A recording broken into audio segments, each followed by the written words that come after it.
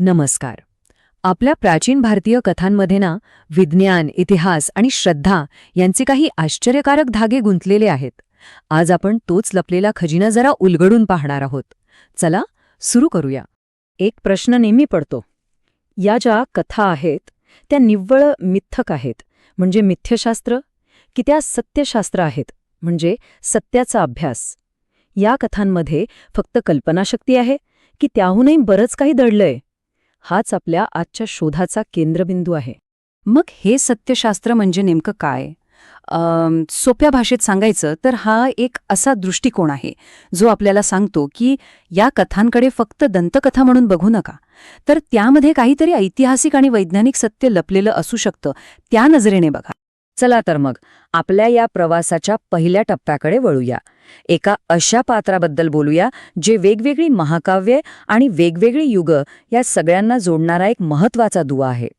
परशुरामांचं स्थान खरंच खूप वेगळं आहे. म्हणजे ते विष्णूचे अवतार तर होतेच, पण त्याचबरोबर ते 7 चिरंजीवांपैकी एक होते, म्हणजेच अमर. ही जी दुहेरी ओळख आहे ना, तीच त्यांचं महत्त्व अनेक पटींनी वाढवते. जरा ही टाईमलाईन बघा.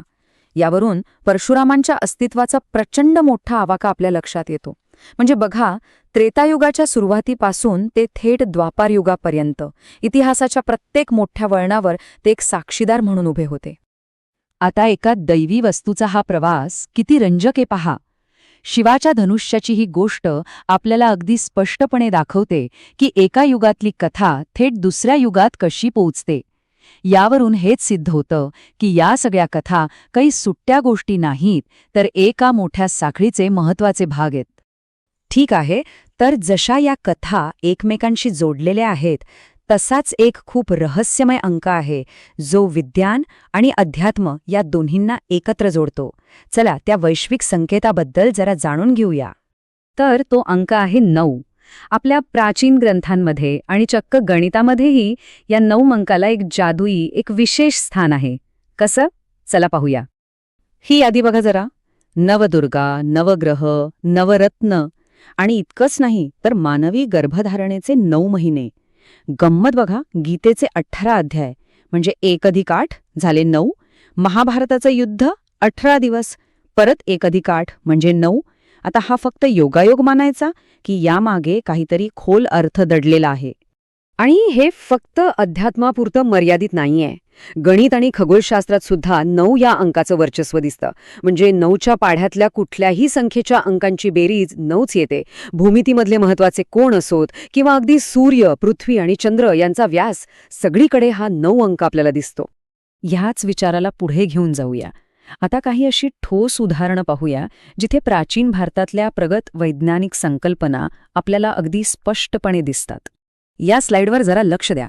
एका बाजूला आहेत सुश्रुत, ज्यांना शस्त्रक्रियेचे जनक किंवा फादर ऑफ सर्जरी म्हटलं जातं, आणि दुसऱ्या बाजूला आहे आजची आधुनिक प्लास्टिक सर्जरी. हे किती अविश्वसनीय आहे की हजारो वर्षांपूर्वी भारतात जे ज्ञान विकसित झालं होतं तेच आजच्या वैद्यकीय प्रगतीचा पाया बनला आहे. आणि हे तर खरंच थक्क करणार आहे. सर आयझॅक न्यूटनच्या तब्बल 1000 वर्षांपूर्वी ब्रह्मगुप्त नावाच्या एका भारतीय गणितज्ञाने गुरुत्वाकर्षणाची संकल्पना किती सोप्या शब्दांत मांडली होती की जसं पाणी वाहतं तसं पृथ्वी सगळ्या गोष्टींना स्वतःकडे खेचते. आपल्या प्राचीन ज्ञानाची खोली यातच दिसून येते. फक्त मोठमोठे ग्रंथच नाहीत, तर आपल्या रोजच्या पठणात असलेल्या हनुमान चालिसासारख्या स्तोत्रांमध्ये सुद्धा प्रगत वैज्ञानिक ज्ञान लपलेलं आहे. त्यातला एक श्लोक पृथ्वी आणि सूर्य यांच्यामधल्या अंतराचं जे वर्णन करतो ते आजच्या मोजमापाच्या अगदी जवळ जाणारं आहे. चला, आत्तापर्यंत आपण जे काही मुद्दे बघितले ते एकत्र आणूया आणि इतिहासातल्या एका सगळ्यात प्रसिद्ध खलनायकाकडे एका नव्या नजरेने पाहूया. रावणाबद्दल आपली समजूत काय असते की तो एक महान ज्ञानी राजा होता, पण त्याने फक्त एकच मोठी चूक केली, सीतेचं अपहरण. पण खरं सांगायचं तर सत्य त्यापेक्षा बरंच गुंतागुंतीचं आहे. सीतेचं अपहरण ही त्याची एकमेव चूक नव्हती, तर त्याच्या अनेक चुकांच्या मालिकेतला तो शेवटचा टप्पा होता.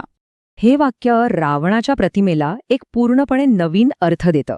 त्याची ती जी 10 डोकी होती ती काय शारीरिक विकृती नव्हती, तर ते होते त्याचे 10 मोठे अवगुण, त्याच्या चारित्र्यातले 10 मोठे दोष. तर सगळ्यात महत्त्वाचा मुद्दा हा आहे की रावणाचा विनाश हा त्याच्या एका चुकीमुळे झाला नाही, तर त्याचा पापाचा घडा भरल्यामुळे झाला.